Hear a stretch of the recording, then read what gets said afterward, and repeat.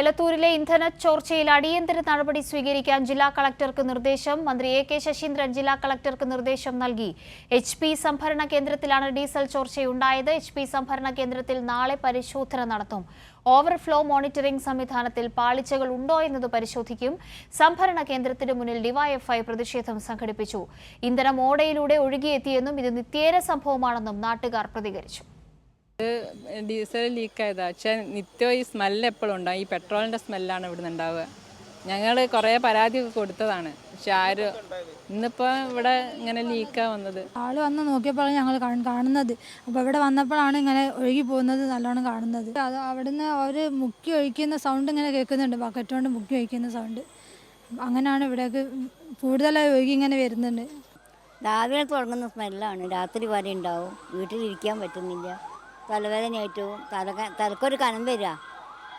അങ്ങനെ കുറേ ആയിപ്പോൾ പറഞ്ഞിട്ടൊരു കാര്യമില്ല. അവരോട് പറഞ്ഞാൽ ഓരോന്നും ശ്രദ്ധിക്കുകയില്ല, ഒന്നും വെക്കില്ല. A.K. ലതീഷ് വിവരങ്ങളുമായി ഇപ്പോൾ ചേരുന്നുണ്ട്. ലതീഷ്, നാട്ടുകാരുടെ പ്രതികരണം നമ്മൾ കേട്ടു. തുടർക്കഥയാണ് ഈ ഇന്ധന ചോർച്ച എന്നതാണ് അവർ പറയുന്നത്. ഇപ്പോഴും സ്ഥിതിഗതികൾ നിയന്ത്രണ വിധേയമായി ആശങ്കപൂർണമായും ഒഴിഞ്ഞു എന്ന് നമുക്ക് പറയാൻ കഴിയുമോ? കാവ്യ, ഇപ്പോൾ ആശങ്ക പൂർണ്ണമായും ഒഴിഞ്ഞു എന്ന് തന്നെ പറയാം. പ്രദേശത്തു നിന്നും പ്രദേശവാസികളും അതേപോലെ തന്നെ പോലീസും സംവിധാനങ്ങളും എല്ലാം ഇതിനകം തന്നെ ഒഴിഞ്ഞിട്ടുണ്ട്. ഇന്ധനം പുറത്തേക്ക് ഒഴുകുന്നത് പൂർണ്ണമായും നിർത്താൻ HP അധികൃതർക്ക് കഴിഞ്ഞിട്ടുണ്ട്. 600 ലിറ്റർ ഡീസലാണ് പുറത്തേക്ക് ഓവർഫ്ലോ ആയി പുറത്തേക്ക് ഒഴുകിയതെന്നാണ് കമ്പനിയുടെ ഔദ്യോഗിക വിശദീകരണം. പുറത്തെ ഓടകളിൽ വെള്ളവും ഉണ്ടായിരുന്നു. മഴ പെയ്തത് കാരണം വെള്ളവും നിറഞ്ഞു നിൽക്കുന്ന സാഹചര്യം ഉണ്ടായിരുന്നു. ആ വെള്ളത്തിലൂടെ ഇന്ധനം പുറത്തേക്ക് ഒഴുകിയപ്പോഴാണ് വൈകിട്ട് 4:30 ആളുകളുടെ ശ്രദ്ധയിൽപ്പെട്ടത്. ഗന്ധം അനുഭവപ്പെട്ടതിനെ തുടർന്ന് സ്ലാബുകൾ പരിശോധിച്ച് നോക്കിയപ്പോഴാണ് ഇത്തരത്തിൽ ഡീസൽ വെള്ളത്തിലൂടെ കവിഞ്ഞൊഴുകുന്നത് ശ്രദ്ധയിൽപ്പെടുന്നത്. 12 ബാരൽ ഡീസൽ, വെള്ളമടങ്ങിയ ഡീസൽ ഫയർഫോഴ്സും അതേപോലെ തന്നെ നാട്ടുകാരും ചേർന്ന് ഓവുചാലിൽ നിന്നും പുറത്തേക്ക് എടുത്ത് മാറ്റുന്ന സാഹചര്യം ഉണ്ടായി. എന്തായാലും ഫയർഫോഴ്സും പോലീസും മറ്റ് ജില്ലാ ഭരണകൂടത്തിന്റെ ഉന്നത ഉദ്യോഗസ്ഥരും എല്ലാം സ്ഥലത്ത് എത്തി ആളുകളുമായി സംസാരിച്ച്, അധികൃതരുമായി സംസാരിച്ച് ജനങ്ങളെ അവിടെ നിന്നും പ്രതിഷേധിച്ച് ജനങ്ങൾക്ക് മുമ്പാകെ ചില ഉറപ്പുകൾ നൽകിയതിന്റെ അടിസ്ഥാനത്തിലാണ് ആളുകൾ പിരിഞ്ഞു പോയത്. എന്തായാലും നാളെ സംഭരണ കേന്ദ്രത്തിൽ വിദഗ്ധമായ പരിശോധന നടത്താനാണ് ഇപ്പോൾ തീരുമാനിച്ചിരിക്കുന്നത്. വിവിധ വകുപ്പുകളുടെ സംയുക്തമായുള്ള പരിശോധനയാണ് നടക്കുക. ഈ ഒരു സംയുക്ത പരിശോധന സംബന്ധിച്ച് ഇപ്പോൾ നൽകിയിരിക്കുന്ന നിർദ്ദേശങ്ങൾ അനുസരിച്ചുള്ള കൂടുതൽ വിവരങ്ങൾ എങ്ങനെയാണ്? മന്ത്രി A.K. ശശീന്ദ്രനാണ് കളക്ടർക്ക് ഇപ്പോൾ അടിയന്തര നിർദ്ദേശം നൽകിയിട്ടുള്ളത്. ഈ പരിശോധന നടക്കുന്നത് ഏത് വിധത്തിലായിരിക്കും ലതീഷ്?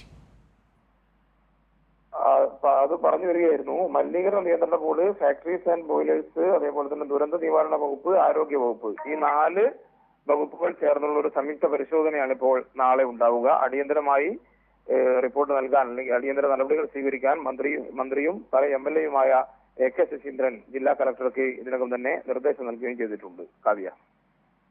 A.K. ലതീഷാണ് കോഴിക്കോട് നിന്ന് വിവരങ്ങൾ നൽകിയത്. HP സംഭരണ കേന്ദ്രത്തിൽ എന്തായാലും നാളെ പരിശോധന നടക്കുന്നുണ്ട്. സംയുക്ത പരിശോധനയാണ്. വിവിധ വകുപ്പുകൾ ഏകോപിപ്പിച്ചുകൊണ്ട് അവരുടെയൊക്കെയും നിയന്ത്രണത്തിലുള്ള സമഗ്രമായ പരിശോധനകൾ നടക്കും. എന്തായാലും ലതീഷ് പറയുന്ന വിവരങ്ങൾ അനുസരിച്ച് ആശങ്കകൾ പൂർണ്ണമായും ഒഴിഞ്ഞിട്ടുണ്ട്. സ്ഥിതിഗതികൾ നിയന്ത്രണ വിധേയമാണ് എന്നുള്ള അധികൃതരുടെ വാക്കുകൾ ഇപ്പോൾ വിശ്വസിക്കാം. പക്ഷേ പ്രതിഷേധമുയർന്ന സാഹചര്യം എന്തുകൊണ്ടാണ് എന്നത് നാട്ടുകാരുടെ പ്രതികരണത്തിൽ നിന്ന് നമ്മൾ കേട്ടു.